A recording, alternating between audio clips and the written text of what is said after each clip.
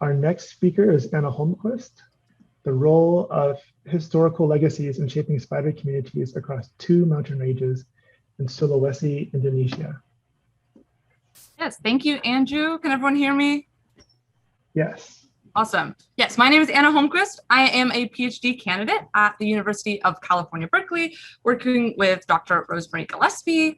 And today I'm going to be discussing my work on Sulawesi, specifically investigating the role of historical legacies in shaping spider communities across two mountains on this island. So 1.4% of total terrestrial land encompasses a huge amount of Earth's biodiversity. And so these are classified as the world's biodiversity hotspots. So you have this immense density of diversity located in a really small amount of land.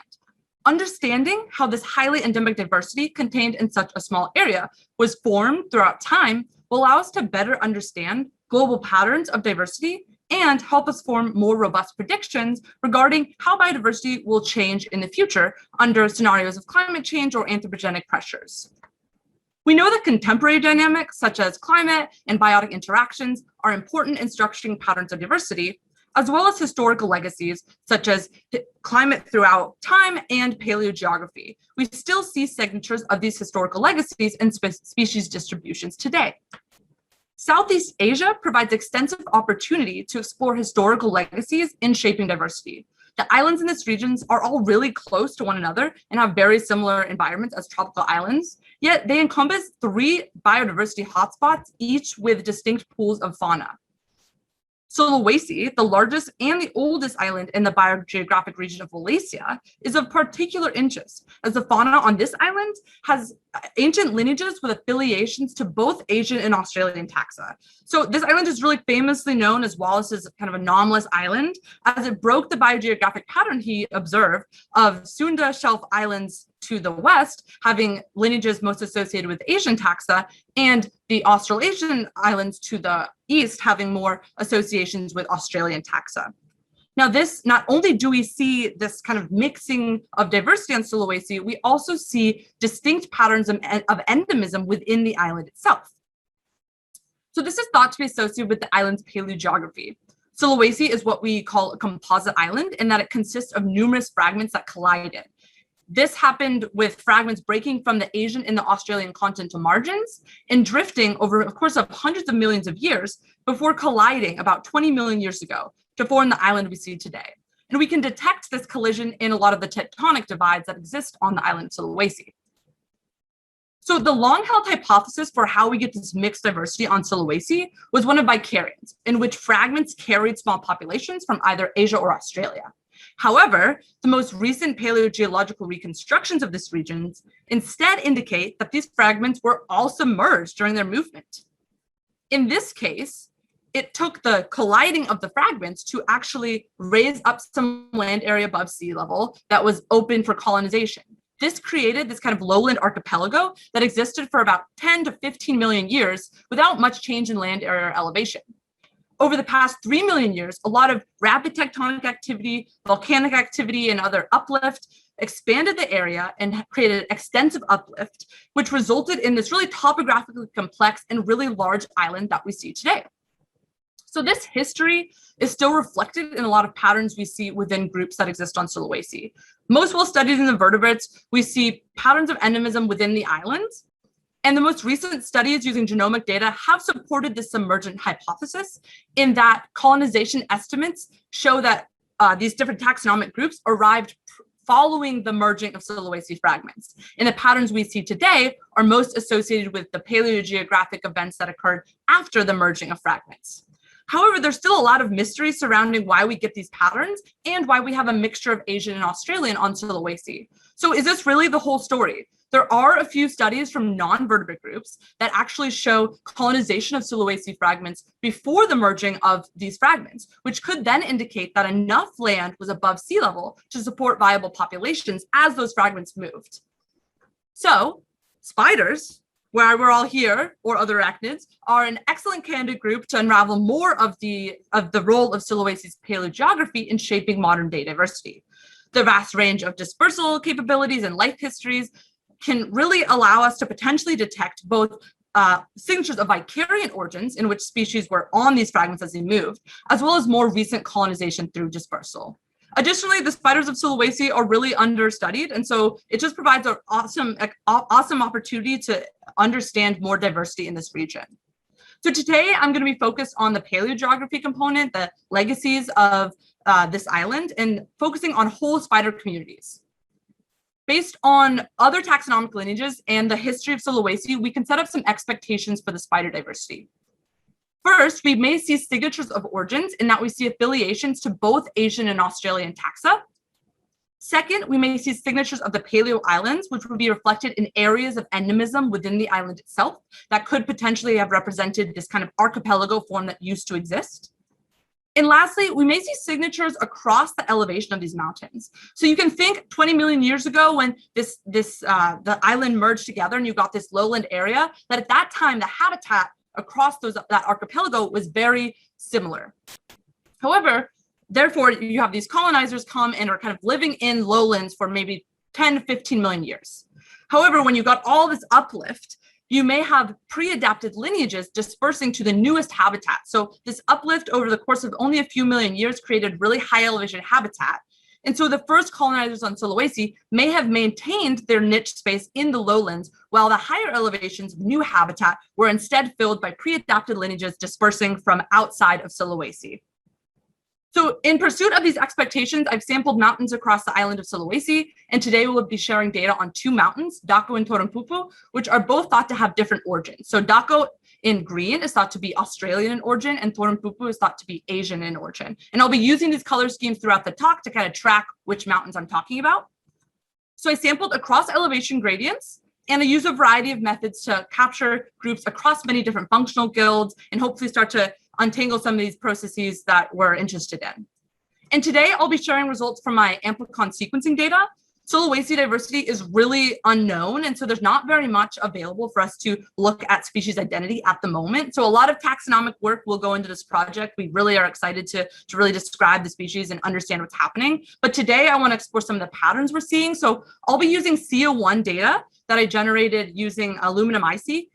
I process my reads from Aluminum iSeq using a pipeline called Data2, which is a denoising algorithm that produces something called amplicon sequence variants, really just individual sequences per individual. Using these sequences, I'll define diversity in two separate ways for this talk. First, for a species-like grouping, I'll use an operational taxonomic unit. And so what this does, it takes all these sequences, looks at how similar they are, and clusters them based on a set threshold, in this case, 97%.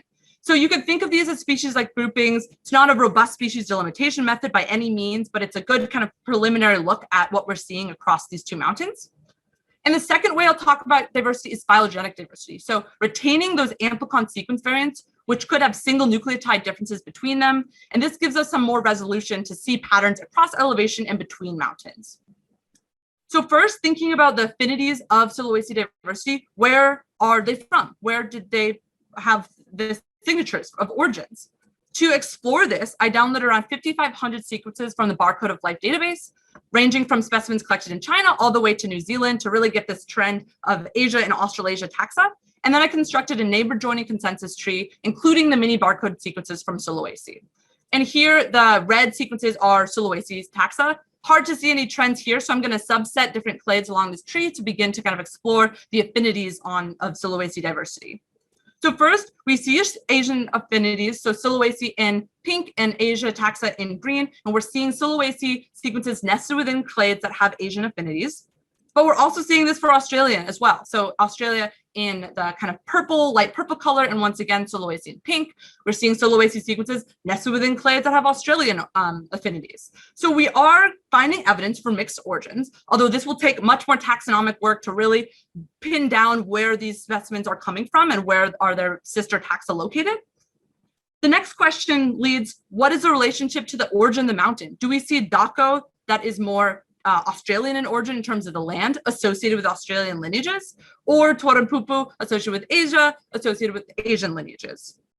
So here we have one of the Asian clades, and what we're seeing is the sequences colored as the mountain, that they're all across the mountain. So you don't have one mountain with one affinity to each of these different areas. It appears that taxa arrived and dispersed between mountains, but still maintain signatures of their affinities. Same thing with Australian taxa. Once again, we have an Australian clade here and sequences found on both mountains across Sulawesi, but still with affinities to Australian taxa. And this is true of those other clades as well, just not showing all of them. So we're beginning to see some indication that, yes, there is mixed origins. But we're also interested to see if there's signatures within the island of different diversity. So first, we can use OTU as kind of a taxonomic level of diversity to look at community composition between mountains. Here we have an NMDS plot, which is a method that allows us to visually look at similarity between groups. And this is the communities from each mountain. And you see very little overlap in these ellipses. And that's because only 29 OTUs are shared across mountains. So we have 257 OTUs in total, only 29 share, very little overlap.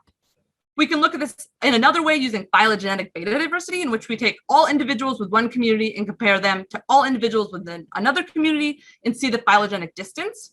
What we find is that within mountains, there's higher phylogenetic similarity within communities than between mountains. So this, once again, supports the idea that each mountain is really distinct in terms of its composition of species. And lastly, we can think about elevational trends. So yes, we're seeing that each mountain is distinct, but is there any connectivity across elevation that may be associated with niche conservatism? So we can take phylogenetic beta diversity again. Rather than comparing all communities, we can just take high elevation on one mountain, high elevation on the other, and see how phylogenetically related they are. And so here we have a dendrogram, which uses the phylogenetic beta diversity measurements, performs hierarchical clustering, and shows kind of patterns in terms of how closely related each site is.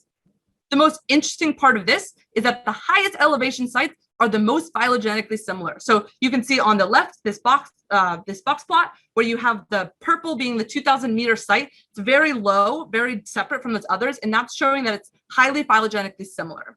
So this is beginning to support the idea that we may have pre-adapted lineages dispersing to these really new high elevation habitats that are most closely related because they're either dispersing across mountains or they've been filled by a similar location. So in conclusion, just wrapping up, we're seeing potentially that taxa is of mixed origins with relationships to both Asian and Australian lineages. There appears to be little shared diversity between mountains, and there's potential for each of these mountains to serve as distinct areas of endemism within Sulawesi. And lastly, having some very early signatures of potentially niche conservatism filling these mountain elevation gradients. And this is shown by this high phylogenetic similarity at the mountain tops. So I know I'm probably very short on time, so I'm not going to go into detail, but there's a lot left to do in this project. In the next few weeks, I'm going to pretty much get all the sequencing data back for these other questions. Really excited about presenting this potentially next year when we're all in person. But otherwise, just going to move on from that and say thank you to all the people I've worked with in the field, all of our Indonesian collaborators, some amazing scientists studying taxonomic groups across Sulawesi, and of course, all my funding sources, as well as my lab who got me through this. So yeah, I'll take questions now. Thank you for listening. Sorry if I went over time.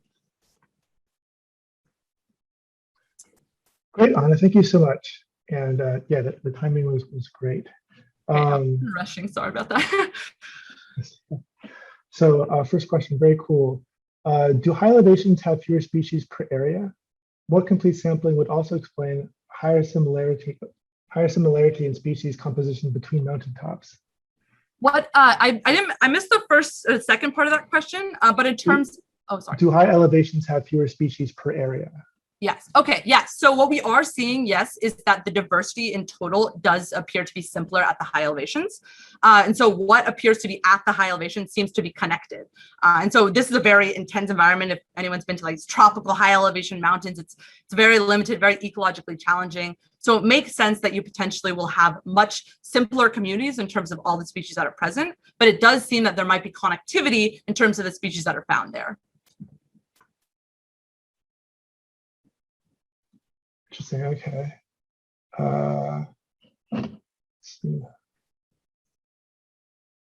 Lots of nice talk comments. Good. So I'm also happy to talk with people outside of this. I know it's a lot of data.